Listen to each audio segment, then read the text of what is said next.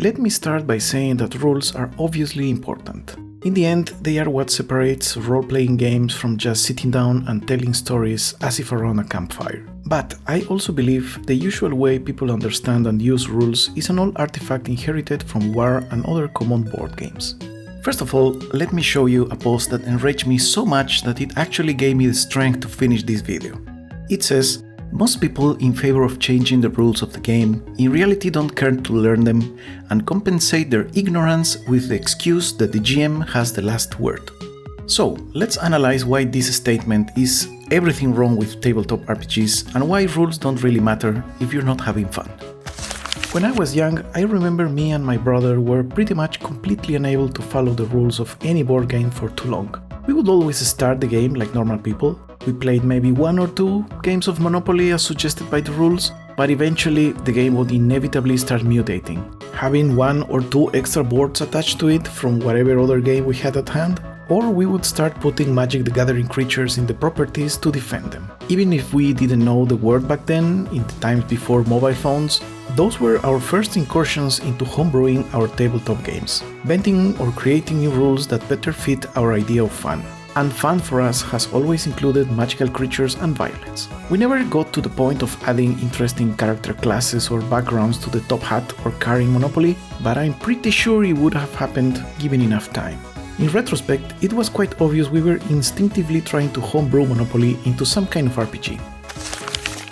When we talk about TTRPGs, homebrewing is pretty much a standard practice, but I think it's not pushed enough, at least not to the degree where I think it's necessary to unleash the true potential of role-playing games. The main problem is a very logical one. New players usually have the perfectly reasonable assumption that, just like in any other board game or card game, or any other kind of game really, the point of the game is, and the fun comes from, following the rules. The rules are the fun.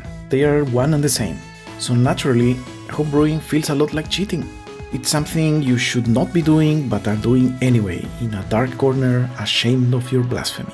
Let's put a pin on that for now. In TTRPGs, on the other hand, this shouldn't be the case. An immutable, monolithic, all-encoding rule set should be aggressively avoided. Let's explore why. I've seen a couple of very interesting videos going around exploring rather philosophical questions about tabletop RPGs, like, for example, what is their ultimate purpose? Or what even is a tabletop RPG, and how to differentiate them from other games typically played on the top of tables. Is ping pong a TTRPG if you play acting as if on a sports anime? Probably. These deep ontological questions can and will be argued like any other for ages to come, with probably no objective answer, so I will just provide my very personal and very utilitarian solution, which has to do with the things that tabletop RPGs do better than any other medium. So, what are TTRPGs best at? It is not perfect narrative. When we want perfectly complex stories with subtle characters and complicated intertwined events, we already have artifacts like movies and books and comics and other more linear narrative forms. A gathering of usually non-writers throwing dice to determine random outcomes for event is absolutely not the best way to write a competent story. Even if they are obviously possible, anything not forbidden by the laws of physics will eventually happen given enough time.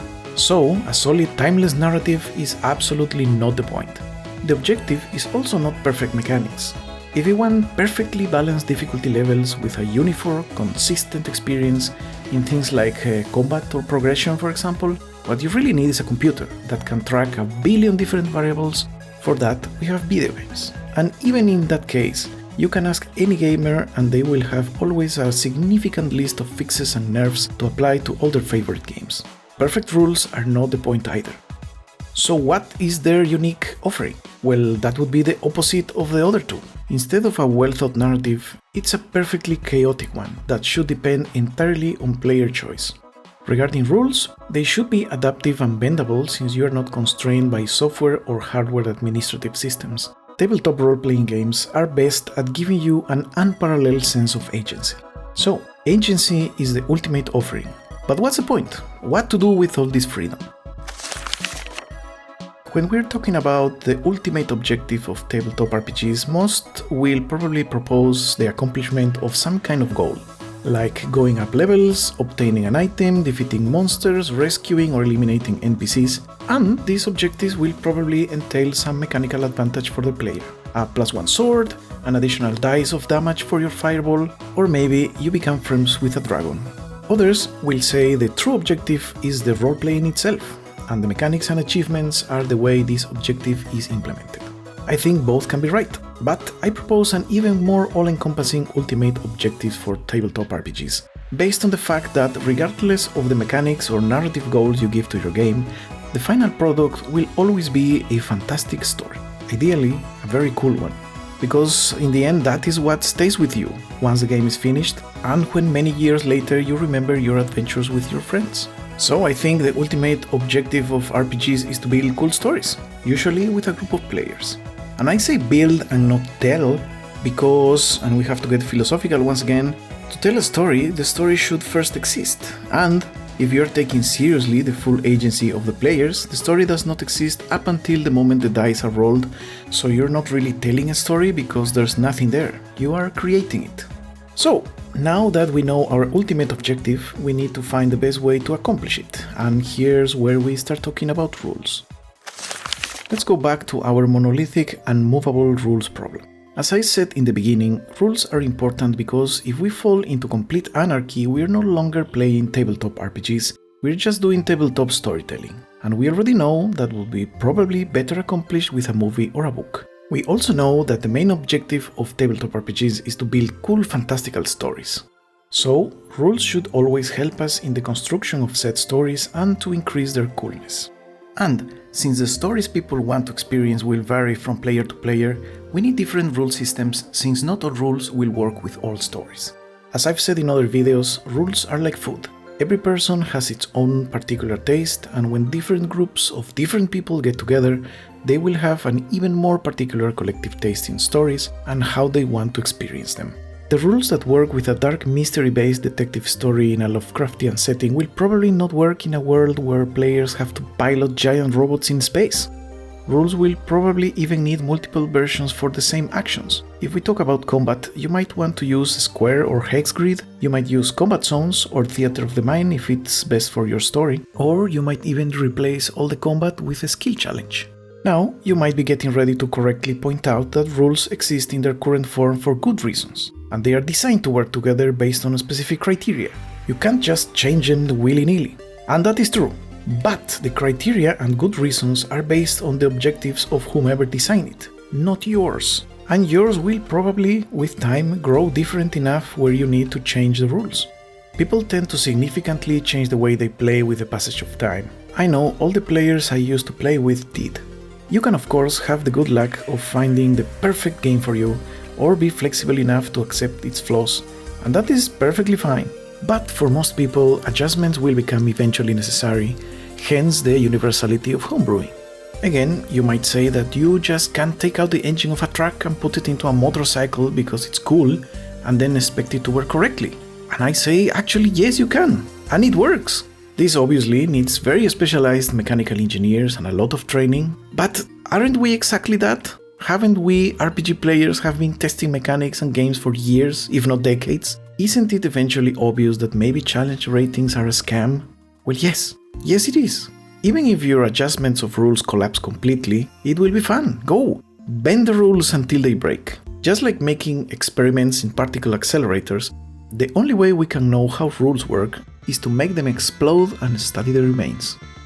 Is your game a D20 based system? Well, after enough damage is taken, use a D12 for dex based actions, because your leg is now broken. Or maybe use 2D10 instead to change the probability curve. Need more drama in your game? Add degrees of success to all of your rolls. Combat is too slow? Remove them. Don't like dice? Use cards instead.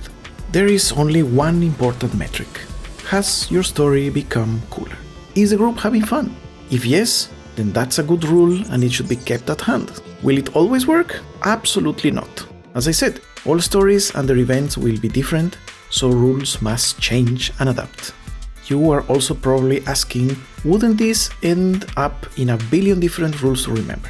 I say no. The point of rules is to abstract reality so you can run an efficient and fast simulation of your game world. So, whenever your collection of rules becomes too big, your group will naturally either forget to use the crappy ones, or you will start unifying the good rules so the game is more convenient and fun. For example, my group decided to test the approaches rule from Fate Accelerated, where actions can be performed in a certain way to get a bonus. On paper, it seemed like a very nice way to promote characterization. So, in our first session we completely forgot about them, which is usually a very good sign that the rule wasn't very fun to start with. And in our second session, every character was using their best approach to do absolutely everything because of the bonuses, so we were reduced to creatures that could only act in one single way, with one emotion at all times. So we thought it was ridiculous and we threw it in the trash. The point is to try, to test and to bend the rules until you find what is best for you. I have to say that a very interesting place to truly test your bendy rules skills is when it comes to magic. We all know that spells in systems like D&D try to be as well codified as possible. So, all spells have very specific details as to what they do, their area of effect, shape, how long do they last, etc. But this level of detail also comes with problems, since any tiny variation from the exact details in the book tends to end in very lengthy discussions without an objective solution. So, a good exercise is to forget about the written descriptions and leave the details of the effects as bendy rules. The title of the spell usually says enough to get you started, and you can judge the effects based on context. If you're a low-level sorcerer, your fireballs will probably not be too destructive. And if you want to go to the next level and really push your player agency, try randomly generated spells, so that everything, even the name of the spells, is up to interpretation. I would suggest tables like the ones found on Maze Rats, where you can generate randomly all the spells you need. That's a very cool way to expand your idea of the infinite possibilities of bendy rules. This is certainly not very beginner friendly. You most certainly need some experience with RPGs and your chosen setting to come up with all this on the fly. But hey, RPGs are usually rather complex, either by having to learn the rules or invent them. The really interesting question is if this is a bit too unruly. What about the players who want to cast a level 1 spell called Destroy the Universe because I say so? What about the douchebags? What happens with all those nightmare players or GMs that abuse the system? Won't this be their ultimate downfall into absolute egomaniacal villainy? Well, yes, that is absolutely what's going to happen to them.